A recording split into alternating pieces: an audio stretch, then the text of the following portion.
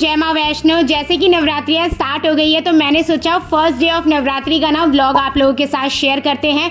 किस तरीके से हमने माता रानी के स्वागत की तैयारी करी, पूरे दिन हमने क्या क्या किया। तो अभी ना मैं मम्मी भाई गए हुए थे मार्केट माता रानी के कपड़े और कुछ फूलों और डेकोरेशन का सामान लेने, क्योंकि ना नवरात्रि से पहले श्राद्ध होते हैं और उस समय कुछ भी चीजें नहीं खरीद सकते, इसलिए ना हम नवरात्रि से एक दिन पहले गए थे। घर आने में ना थोड़ा सा एक्स्ट्रा टाइम लग गया क्योंकि आज बहुत ज्यादा भीड़ हो रही थी। फिर हमने बिजली वाले भैया को बुला लिया था क्योंकि ना थोड़ा बहुत काम करवाना था। सबसे पहले तो ना हमने अपने नीचे वाले और फर्स्ट फ्लोर पर 1-2 ट्यूबलाइट लगवाई। इस बार जब हम वैष्णो देवी गए थे ना तो वहाँ से माता रानी की 3 पिंडियों वाली फोटो लेकर आए थे।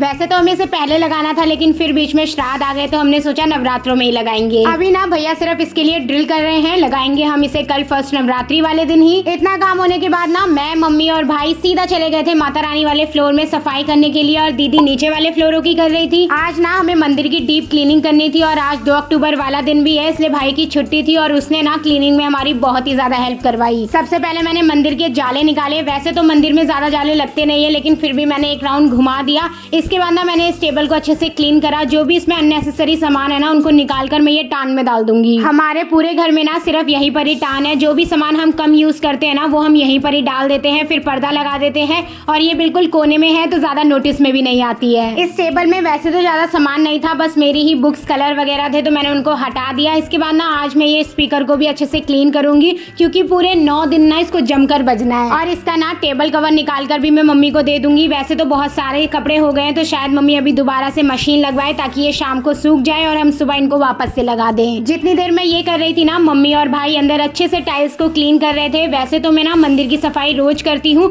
लेकिन इतनी डीप क्लीनिंग ना अकेले हो नहीं पाती है, इसलिए महीने 2 महीने में हम सब मिलकर फिर अच्छे से क्लीन करते हैं। मंदिर के अंदर तो नहीं, लेकिन बाहर बहुत जाले लग जाते हैं क्योंकि नीचे से ना खाने की भाप ऊपर को आती है और फिर वो जाले बन जाते हैं, इसलिए भाई ने उनको अच्छे से हटा दिया क्योंकि मेरा हाथ वहां तक पहुंच नहीं रहा था। इसके बाद ना मैंने अंदर आकर जो माता रानी वाली स्लीप है ना उसको अच्छे से क्लीन करा, और मम्मी ना साइड में बाकी भगवानों को साफ कर रही थी। आज की हमारी कोशिश यही है कि माता रानी को छोड़कर ना हम बाकी सारा डेकोरेशन वगैरह का काम निपटा ले। माता रानी को कल सुबह ही नहलाएंगे क्योंकि आज अमावस्या भी है और थोड़ी देर में बस रात भी होने वाली है। ये जो हमारा मंदिर वाला फ्लोर है ना इसको देखकर ऐसा लगता है कि बहुत जल्दी क्लीनिंग हो जाएगी, लेकिन हम तीनों से भी ना कोई काम बार बार रह ही जा रहा था। वो तो माता रानी के आने की एक्साइटमेंट थी, इसलिए हम लोग थक नहीं रहे थे और जोरों शोरों से लगे हुए थे। अब मोस्टली क्लीनिंग तो हो गई है। बाहर का गेट था जो भाई ने साफ कर दिया था, अंदर का हम दोनों ने कर लिया था। अब बात थी डेकोरेशन की, तो मम्मी और भाई वो कर रहे थे। फिर लास्ट में पोछा मारूंगी और बाकी चीजें फिर हम कल करेंगे, क्योंकि ना पूजा करने का भी टाइम हो रहा था और जल्दी से डिनर करके ना हम सबको सोना है ताकि सुबह जल्दी उठ सके।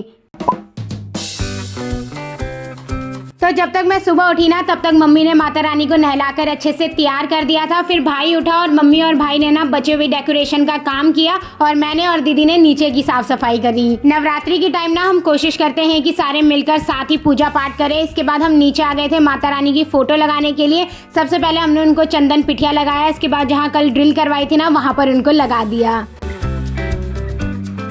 इसके बाद ना हम सीधा निकल गए थे अंकित के घर के लिए, क्योंकि वहाँ पर ना माता रानी की स्थापना होने वाली है। उसने अपने पुराने मंदिर को तोड़कर ना बिल्कुल नया मंदिर बनाया है। हम ना थोड़ी जल्दी इसलिए भी कर रहे थे क्योंकि वहाँ पर पूजा नहीं हो पा रही थी जब तक स्थापना नहीं होगी, और मेरी नज़र तो ना वहीं अटक गई थी। उसने माता रानी की कृपा से इतना सुंदर मंदिर बनवाया ना कि नजर हटाने का मन ही नहीं कर रहा था। हम जब तक वहाँ पहुंचे ना उन्होंने डेकोरेशन का, साफ सफाई का सारा काम कर रखा था। बस माता रानी को नहलाकर उनके स्थान पर रखना था। तो माता रानी को अच्छे से नहलाया, नए कपड़ों के साथ उनको सजाया। और नवरात्रि का पहला और आखिरी दिन ना हमारा कुछ ऐसे ही निकल जाता है, क्योंकि कभी हमारे घर कुछ हो रहा होता है, कभी अंकित औरों के घर, या फिर कभी मेरी कजिन औरों के घर।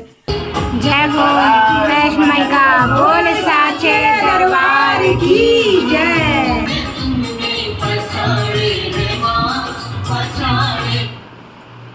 तो बहुत है माता रानी। और इनसे मिलो, ये है प्यारा बंकू। इसको ना हमने साइड में बांध रखा था ताकि ये काम वगैरह में ना डिस्टरबेंस ना करे। इसके बाद हम सब ने मिलकर आरती करी। जय माता दी, जय माता दी, जय माता दी, जय माता दी, जय माता दी, जय माता दी, जय माता दी। इसके बाद माहौल सब बन ही गया था, हम सबको जोश भी आ गया था, तो हमने सोचा थोड़े बहुत जो भजन आते हैं वो भी कर लेते हैं।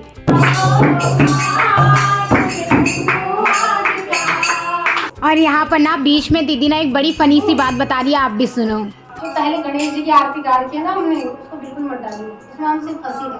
क्या बोला? क्योंकि वो अचानक से क्या हो गया हमें समझ नहीं आया।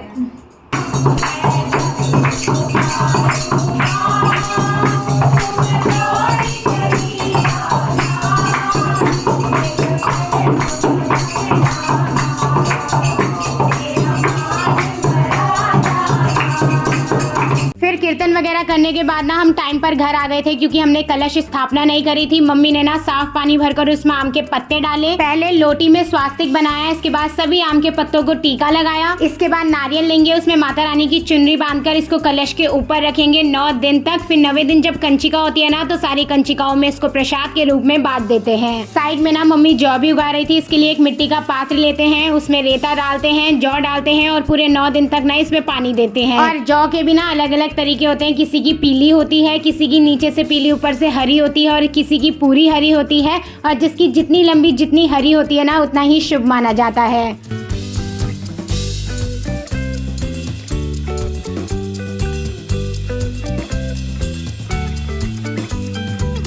बस कुछ इसी तरीके से पूरा दिन माता रानी के साथ ही निकल गया। बीच में मैंने पानी पिया था, फलाहार किया था। अब रात को पूजा करने के बाद हम अपना व्रत खोल लेंगे।